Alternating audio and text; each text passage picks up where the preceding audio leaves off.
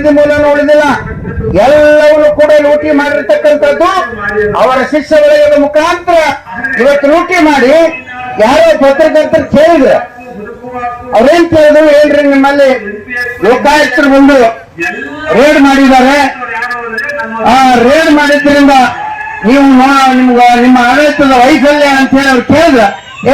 ಇಲ್ಲ ಕಳ್ರಿ, ಅವ್ರೇನು ಹೇಳಿ ಕೇಳ್ಬಿಡ್ತಾರ, ಕಳ್ರಿ ನಡೆಯಕ್ಕಾಗುತ್ತಾನ, ಕಳ್ರಿ ನಡೆಯಕ್ಕಾಗುತ್ತಂತ. ಕಳ್ರಿ ಮಗ್ಳ ಇದಾರ, ಆ ಉಸು ಕವ ಮಾಡಿದ ಕಳ್ರು ಮಗ್ಳ ಇದಾರ.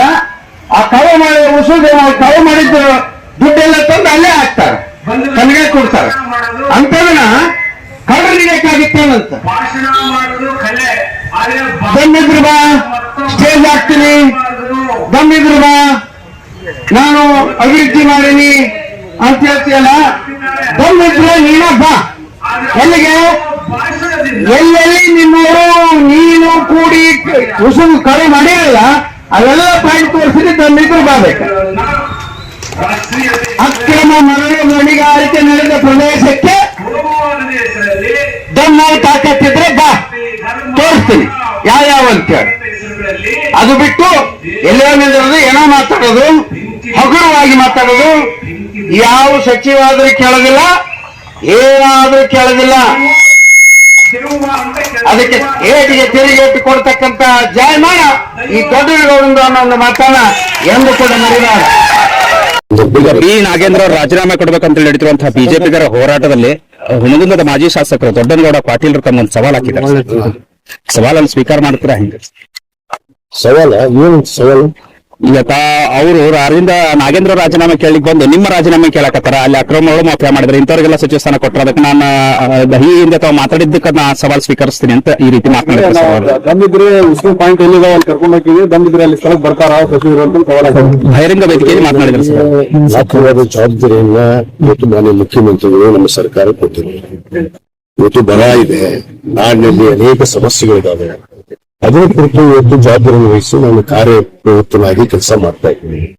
ಬರಗಾಲದ ಭೀತಿಯನ್ನು ಕೊಂಡಿದ್ದೀನಿ ಜಿಲ್ಲೆಯಲ್ಲಿ ಅವರಿಗೆ ಪರಿಹಾರ ಕೊಡಿಸುವಂಥದ್ದು. ಏನು 20 ಕೋಟಿ ಅನುದಾನ ಅವರಿಗೆ ಏನು ವಿಮೆ ಆಗಿರ್ಬೋದು ಮತ್ತು ಇನ್ಶೂರೆನ್ಸ್ ಬಾಕಿ ಇತ್ತು, ಅದನ್ನ ಇವತ್ತು ಕೊಡಿಸುವಂತ ರೈತರಿಗೆ ಕೆಲಸ ಮಾಡ್ತಾ ಇದ್ದೀನಿ.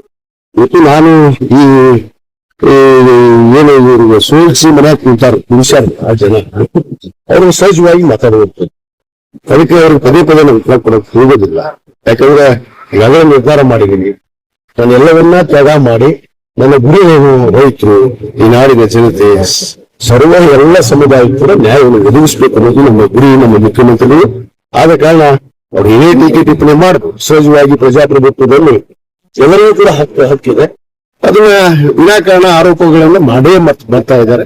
ಅದಕ್ಕೆ ನಾನು ತಲೆ ಕೆಡಿಸ್ಕೊಳ್ಳೋದಿಲ್ಲ. ಅವ್ರು ಏನ್ ಹೇಳಿದ್ರು ಕೂಡ ನಾನು ಸಂತೋಷವಾಗಿ ಸ್ವೀಕಾರ ಮಾಡ್ತೀನಿ. ಆದ್ರೆ ಅವ್ರಿಗೆ ಜನಕ್ಕೆ ಗೊತ್ತಿದೆ, ನನ್ನ ಕ್ಷೇತ್ರದ ಜನತೆ ಇವತ್ತು ಯಾಕೆ ಅವರನ್ನ ಅಭಿವೃದ್ಧಿ ಮಾಡಿದ್ರೆ, ಒಳ್ಳೆ ಕೆಲಸ ಮಾಡಿದ್ರೆ ಅವ್ರನ್ನ ಯಾಕೆ ಸೋಲಿಸ್ತಿದ್ರಪ್ಪ ಅದನ್ನೇ ತಿಳ್ಕೊಬೇಕು ದೊಡ್ಡಗೌಡರಿಗೆ. ಮತ್ತೆ ಇದನ್ನು ತಪ್ಪು ಮಾತ್ರ ಉತ್ತರ ಏನ್ ಕೊಡ್ತಾರೆ? ದಿವಸ ಒಂದ್ ದಿವ್ಸ ಮಾತಾಡೋರಿಗೆ ಏನ್ ಕೊಡ್ಬೋದು, ದಿವಸ ಅವ್ರಿಗೆ ಏನ್ ಸವಾಲ್ ಆಗ್ತೀನಿ ನಾನು ಸವಾಲ್ ಬಹಳಷ್ಟು ಹಾಕಿನಿ. ಆ ಸವಾಲಿಗೆ ಉತ್ತರ ಕೊಟ್ಟಿಲ್ಲ ಮನುಷ್ಯ.